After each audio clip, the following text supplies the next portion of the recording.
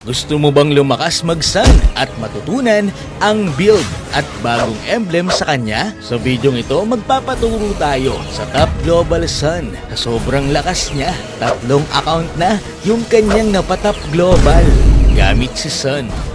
Pero syempre, bagong lahat, kung di ka pa nakafollow sa aking page, baka naman. Kaya naman, bumiyahin na ang aming team para siya ay puntahan upang matutunan natin ang tamang galawan kay Sun.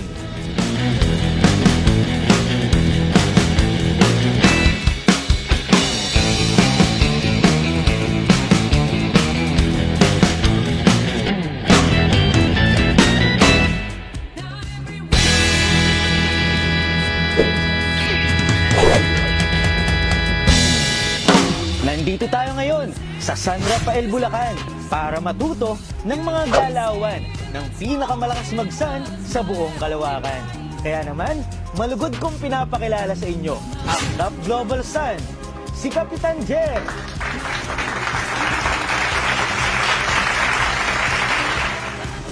Hello guys!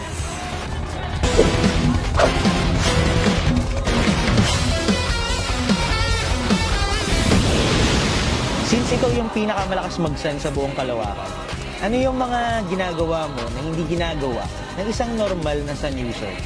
Minamaximize ko yung skills and rotation sa kanya. So ano yung mga dapat tandaan na ginagawang rotation kay Sun?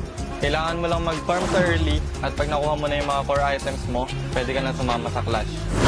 Mapapansin mo dito kay Kapitan Jer na talagang inuuna niya ang pagpa-farm at pagkuha ng kanyang core item bago sumama sa clash. Kaya kung gagamit ka ng Sun, kailangan matindi talaga ang iyong disiplina. At kapag nag-level 4 na siya, mapapansin nyo dito na hindi siya nanghihinayang na gamitin ang kanyang ultimate kahit nagpa-farm lang siya para mas mabilis ang pagkuha niya ng items. So ibig sabihin kung gagamit ka ng Sun, dapat nakafocus ka talaga sa objective. Hindi importante ang makakill, ang importante lalo na sa early game ay ang makalamang sa gold. Dahil na bago yung emblem ngayon, ano yung marirecommend mo at ginagamit mo na bagong emblem kay Sun? Ang ginagamit kong emblem ay Assassin at ang pinipili kong talent ay Quantum Charge dahil nagbibigay ito ng movement speed at nagre-restore ito ng HP. Kasama nito ang Seasoned Hunter kapag ikaw ay jungler. Kapag hindi naman, Master Assassin ang iyong gagamitin. Ito naman yung mga item ko kay Sun.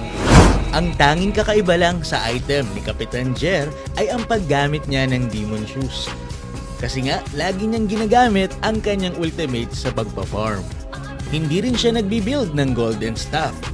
Ang pinipili niyang i-build ay ang War Axe since makakagain siya dito ng movement speed, physical attack, at physical penetration. Bilang Top Global Sun, minamaximize ko yung skills and rotation sa kanya. Kaya ngayon, isi-share ko sa inyo ang tips and tricks para lumakas din kayo mag-sun. Number 1, wall hack. Halimbawa, nandito ka sa sitwasyong ito, paano ka makakatakas? Kung ang iniisip mo ay mag-dash lang papunta dito, ay nagkakamali ka. Kasi napakalaki ng possibility na ma-takedown ka dahil kakapusin ang dash mo. Dahil alam naman natin na kapag tumama ang iyong second skill sa kalaban, ay titigil na ito. Kaya naman napaka-importante ng trick na ito kung saan kapag ikaw ay nahabol or nasa oras ng kagipitan, pwede kang lumapit sa wall para magtuloy-tuloy ang second skill mo at makatakas ka. Kagaya dito. Number 2, Secret Immunity. Importanteng malaman natin na hindi lang yung ultimate ni Sun ang nakakadodge. Pati yung kanyang second skill ay pwede ring maka-immune ng mga skill ng kalaban. Kapag kasi nag-second skill si Sun, para siyang nagtatransform sa isang staff. Kaya naman may immune niya yung mga atake ng kalaban. Kagaya ng ultimate ni Harley. Kayang-kaya mong timingan ang kanyang ultimate para hindi ka mabawasan nito. Kahit yung ultimate na Hayabusa kaya mong takasan gamit ang second skill lamang. Pati yung ultimate ni Leslie kaya mo ding i-dodge gamit ang second skill. Ibig sabihin lang nito, kahit wala kang ultimate basta may second skill ka, kayang-kaya mong makatakas sa mga damage or crowd control ng kalaban. Basta tama ang iyong timing. At syempre, mas okay din kung pasalubong yung iyong first skill para talagang madodge ang atake ng kalaban. Number 3, palong-palo. Alam mo ba na ang third skill ni Sun ay hindi tumatama kapag masyadong mabilis ang kalaban? Tignan nyo dito kay Bane.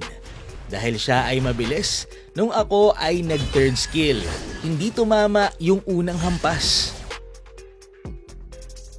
So yan, pakita din natin dito kay Zilong. Dahil sobrang bilis ng Zilong, kapag ako ay nag-third skill, yung unang hataw ko ay nadadodge na.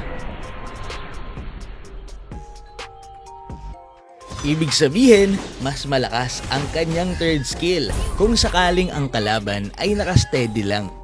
Kaya naman recommended din ng Top Global Sun na gumamit ng Petrify kung sakaling hindi ka jungler para ma-burst mo kagad ang kalaban. Number 4, poke in, poke out.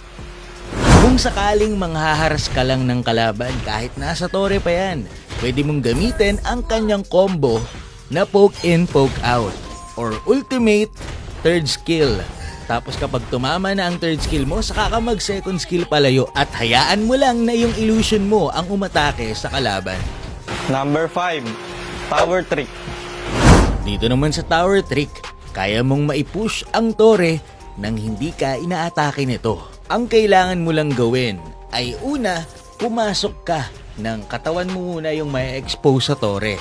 Tapos saka ka gumamit ng second skill. Tapos saka ka mag-ultimate. Sa paraang ito, makakapag-push ka ng hindi inaatake ng tore kahit wala pang minion.